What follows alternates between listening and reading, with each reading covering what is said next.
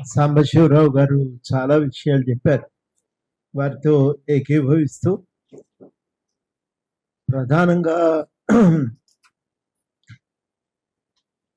సారాంశం సాంబశివరావు గారు చెప్పింది, మావోయిస్టుల సిద్ధాంతాలతోని ఏకీభావం ఉండకపోవచ్చును గాక, కానీ వాళ్ళని చూసే ధోరణి ఒక శత్రుపూరితంగా, అది ప్రజా కంటకులుగా చూడటం మాత్రం మనం ఎవరము ఇక్కడ ఆమోదించట్లేదు.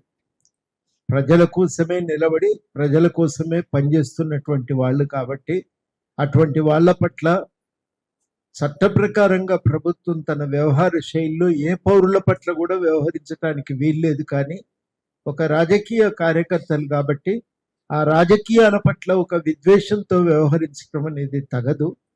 మనం ప్రధానంగా ప్రభుత్వానికి చేస్తున్న విజ్ఞప్తి ఏంటంటే, ముఖ్యంగా కేంద్ర ప్రభుత్వానికి ఇక్కడ ఈ సందర్భంగా మనం చేస్తున్న విజ్ఞప్తి ఏంటంటే, వాళ్ళ పట్ల వాళ్ళ చట్ట పరిధిలో వ్యవహరించాలి. చట్టాలు ఏం చెప్తున్నాయంటే, ఏ వ్యక్తినైనా వాళ్ళ ప్రభుత్వము చట్టపరంగా లొంగ తీసుకోవటానికి ఎంత బలం అవసరమో అంతే వాడాలి. అంతకు మించిన బలప్రయోగం చేయటము అది చట్ట వ్యతిరేకం. అందుకని ఎన్కౌంటర్లు అనేవి కూడా చెల్లవు. ఆ హత్యల మీద కూడా ఎంక్వైరీ జరపవలసిందే అని కూడా కోర్టు తీర్పులు ఇచ్చిన సందర్భాలు ఉన్నాయి.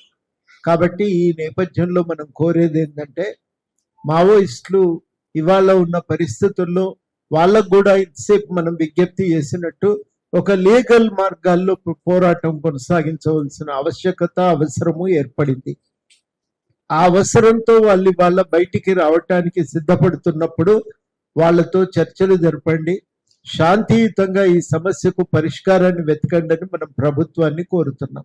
అంటే స్థూలంగా మనం పెడుతున్న రెండు సూచనలు ఏంటంటే, ఒక లీగల్ మార్గంలో పనిచేయటానికి వాళ్ళున్న పరిస్థితుల్లో ముందుకు రావాల్సిందిగా కోరుతూ, అందుకు అనువైనటువంటి పరిస్థితులను కల్పించవలసిన బాధ్యత ఇవాళ ప్రభుత్వం మీద ఉంది. ప్రభుత్వం ఆ బాధ్యతను స్వీకరించాలి, తప్పనిసరిగా దానికి అనువైన వాతావరణం కల్పించాలి. ఒక శాంతియుతమైన మార్గంలో ఇది పరిష్కరించడానికి పూనుకోవాలని చెప్పి మనం ప్రభుత్వానికి విజ్ఞప్తి చేస్తున్నాం. అదేవిధంగా చాలా మంది పైన పెట్టిన ఈ అక్రమ కేసులను కూడా ఎత్తివేయాలని చెప్పి మనం ఈ సందర్భంగా కోరుతున్నాం. ఇది ప్రధానంగా ఒక డెడ్ లైన్ గవర్నమెంట్ పెట్టుకున్నది. ఈ డెడ్ లైన్ పేరిట మళ్ళీ ఒక ఉధృతంగా సైన్య బల ప్రయోగానికి ప్రభుత్వం సిద్ధపడుతున్నది, కేంద్ర ప్రభుత్వం. ఆ సందర్భంలో మనం ఈ ప్రకటన చేస్తున్నామని ప్రత్యేకంగా గుర్తు చేస్తూ, ఒక మార్పుకు సహకరించవలసిన బాధ్యత ప్రభుత్వం పైన ఉంది. వాళ్ళు కూడా పూనుకొని శాంతియుతంగా పరిష్కరించడానికే పూనుకోవాలని చెప్పి చర్యలు తీసుకోవాలని చెప్పి ఈ సందర్భంగా అభ్యర్థిస్తున్నాం. ఈ అభ్యర్థన అందరం కలిసి మూకుమ్మడిగా ఇవాళ చేయగలిగితే ఈ సమయంలోనైనా మనం మన కీలకమైనటువంటివి ఒక ప్రాణ నష్టం జరగకుండా మనం కాపాడిన వాళ్ళం అవుతాం అనేది మనకున్నటువంటి ఆలోచన.